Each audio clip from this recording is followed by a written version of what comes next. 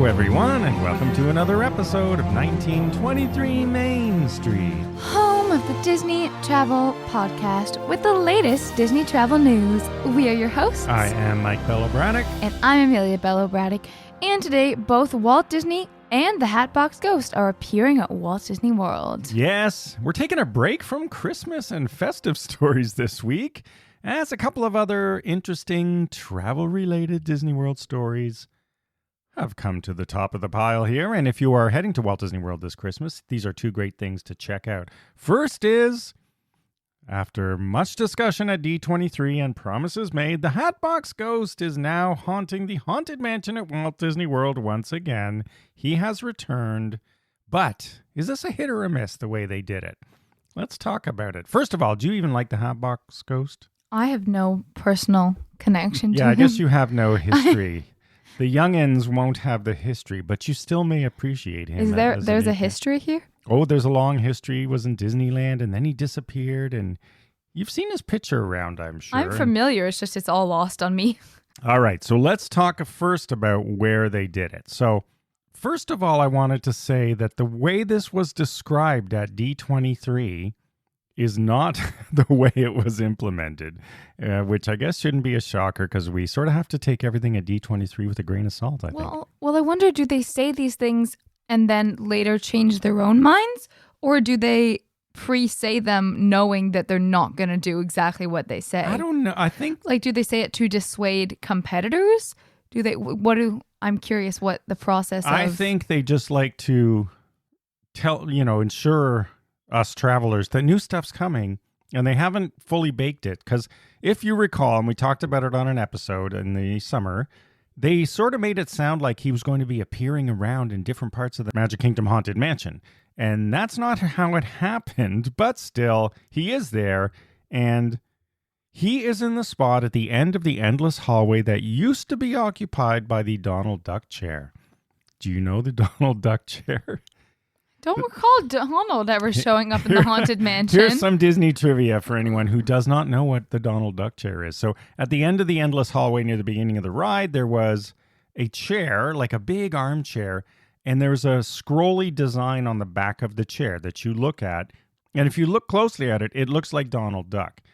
And not exactly, but you can sort of imagine Donald Duck's outline. And the original Imagineers who designed the chair was supposed to be a talking chair. It was going to talk. Oh. So it wasn't. Anyway, it was a ghost chair. Yes, the ghost of Donald Duck past. It became known as the Donald Duck chair. But anyway, I believe the chair is now gone altogether. I'm not sure. We haven't ridden it enough to see if we can spot it hidden somewhere else.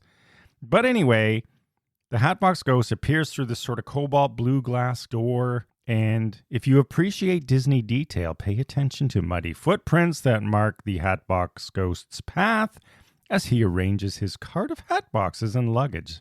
And this, of course, there's new lighting, there's sort of moonlight on the scene and dim lantern, all the stuff. It looks rather expect. Cool. Yeah, they actually redid the lighting in the mansion and even outside to sort of accommodate this. I like the Hatbox theme. I personally think they should sell Hatbox Ghost hatboxes.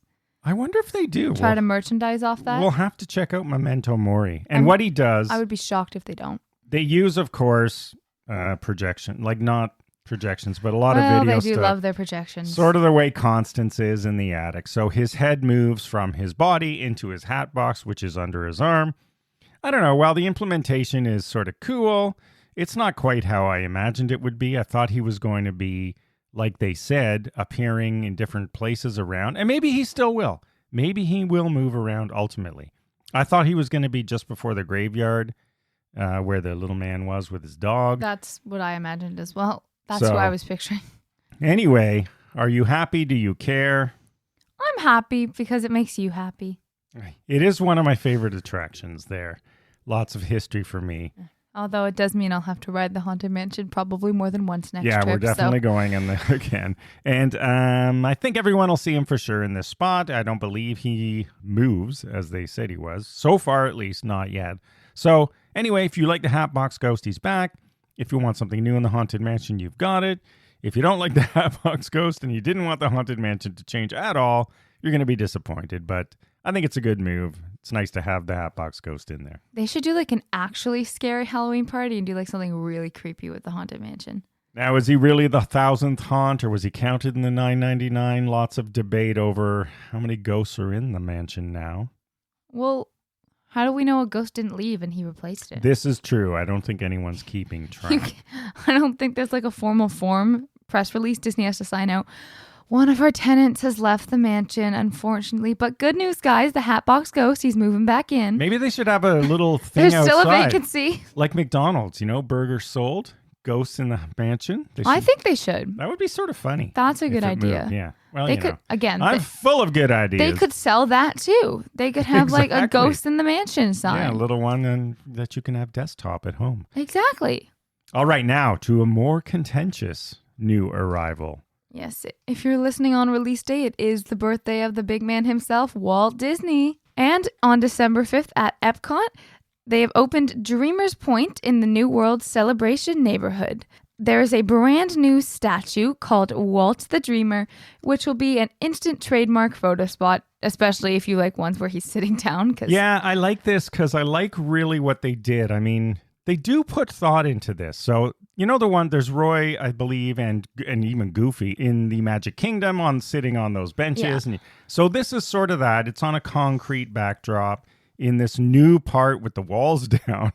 Moana's water display is there and everything else. Yeah.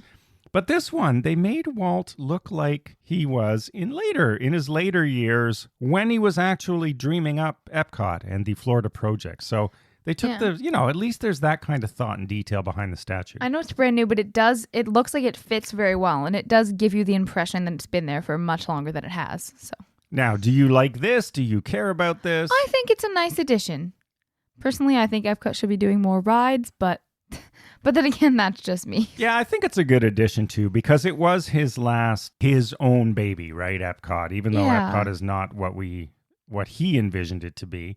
So I think it fits there. I'm not going to rush out to get a picture with it. I'm just not, I don't really care about these bench pictures, but I know if you do, that's cool. There's another one to do. Yeah, I like the new area. I like that hopefully it'll divert some crowds away from stuff I want to do.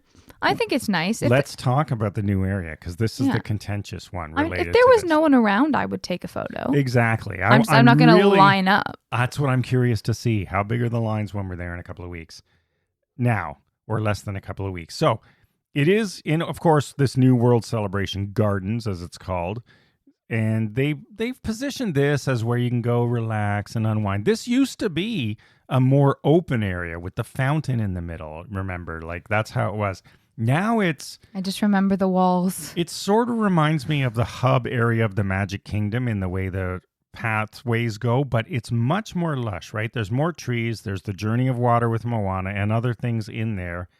And it sort of draws on Walt's original hub design for Epcot. Yeah, they made it very earthy, which does sort of fit with the theme of Epcot. It's very agricultural in a nice way, I would say. So I've seen now guests saying it's confusing, it's congested, they hate it, right? Oh, well, yes, naturally. Comments that I used to have about Animal Kingdom, actually, right?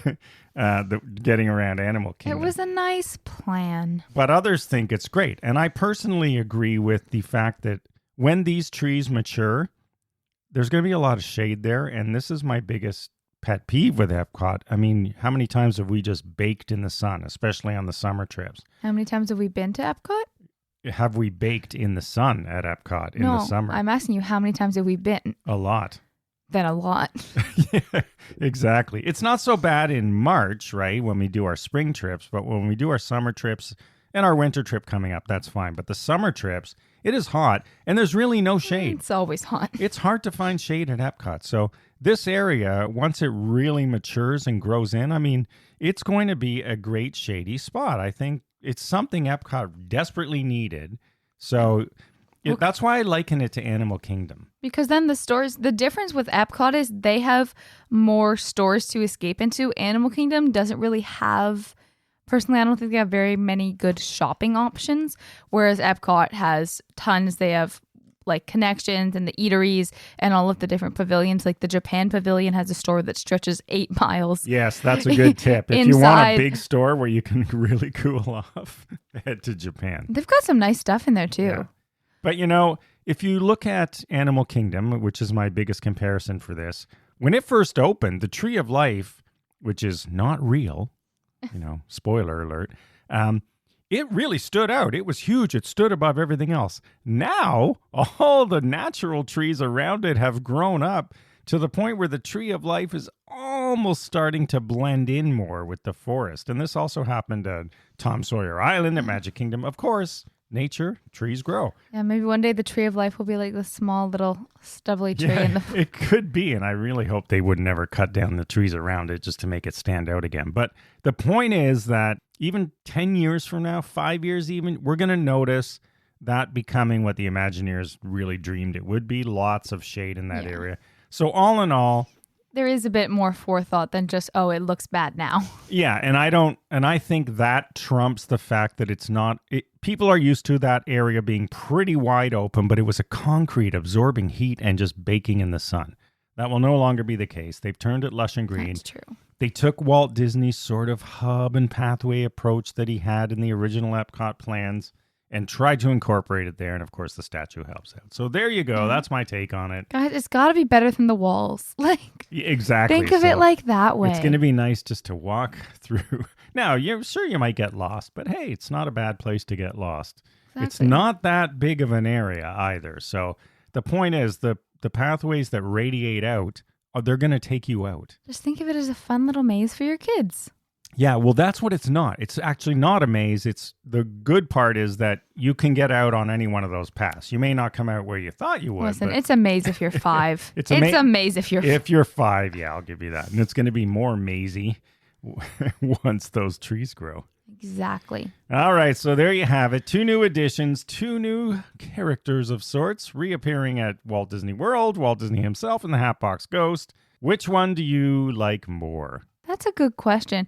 I don't know. I think the Hatbox Ghost is a classic. It's nice that it returns. Yeah, I'm with you. It's almost, maybe we should ask this poll. This will be up. I haven't done a poll for a while. Let's do this poll, listeners.